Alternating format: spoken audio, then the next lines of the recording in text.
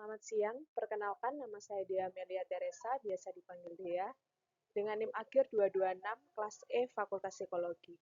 Tema yang saya ambil kali ini adalah perilaku menyimpang pengambilan barang yang bukan hak milik dalam kos. Yang pertama, saya akan menjelaskan tentang identifikasi masalah.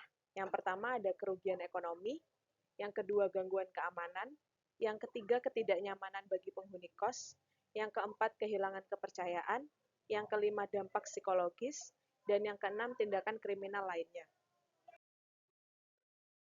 Lalu yang pertama saya akan menjelaskan tentang kerugian ekonomi. Pengambilan atau pencurian barang mengakibatkan kerugian ekonomi bagi para penghuni kos yang memiliki atau mempunyai barang-barang tersebut. Mereka bukan hanya rugi dalam segi ekonomi, tetapi juga rugi dalam segi waktu, juga barang mereka yang telah diambil oleh pelaku.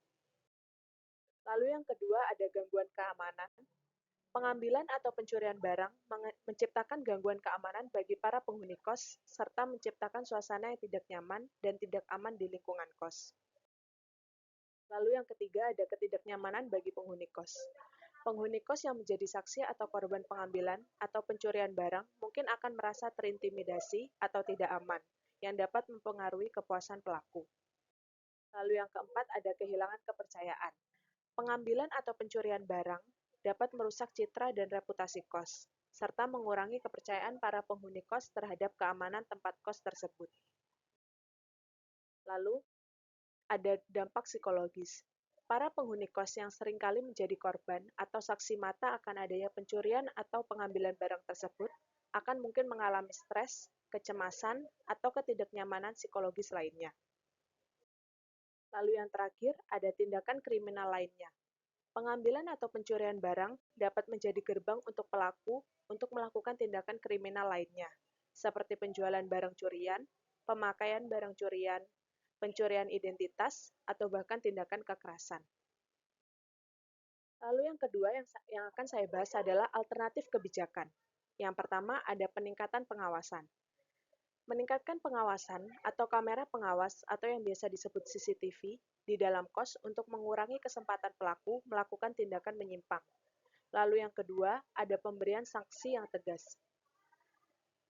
Menetapkan hukuman yang lebih berat bagi pelaku pencurian, termasuk denda yang signifikan atau hukuman berat lainnya jika terjadi kembali. Lalu yang ketiga, ada meningkatkan keamanan barang. Menggunakan teknologi keamanan seperti sistem alarm atau penguncian barang yang lebih canggih untuk mencegah pencurian. Lalu yang ketiga yang akan saya bahas adalah usulan kebijakan. Penguatan pengawasan dan keamanan. Meningkatkan pengawasan dan keamanan di berbagai sudut di dalam kos, di area-area rentan terhadap pencurian atau pengambilan barang, bisa dengan menggunakan kamera pengawas atau biasa disebut CCTV. Lalu yang kedua, ada penguatan hukuman. Memastikan bahwa hukuman bagi pelaku pengambilan barang yang bukan hak miliknya cukup tegas dan efektif untuk memberikan efek jerah, seperti denda yang signifikan atau program rehabilitasi yang diawasi secara ketat.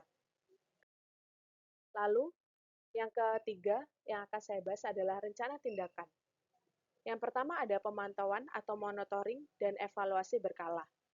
Dengan melakukan pemantauan dan evaluasi secara berkala terhadap efektivitas langkah-langkah pencegahan yang diambil dan disesuaikan strategi sesuai dengan perubahan pola perilaku dan kondisi. Lalu yang kedua ada penguatan kerjasama. Bentuk kerjasama antara para penghuni kos yang lain juga dengan ibu penjaga kos untuk meningkatkan pelaporan dan penanganan kasus pencurian, serta berbagi informasi tentang pola dan pelaku. Lalu yang ketiga ada peningkatan pengawasan. Tingkatkan keamanan dari instalasi kamera CCTV di area-area yang rentan terhadap pencurian, seperti di sudut-sudut di dalam kos, lebih tepatnya di dekat rak baju-baju laundry, di dekat kulkas, di dekat parkiran, dan sebagainya.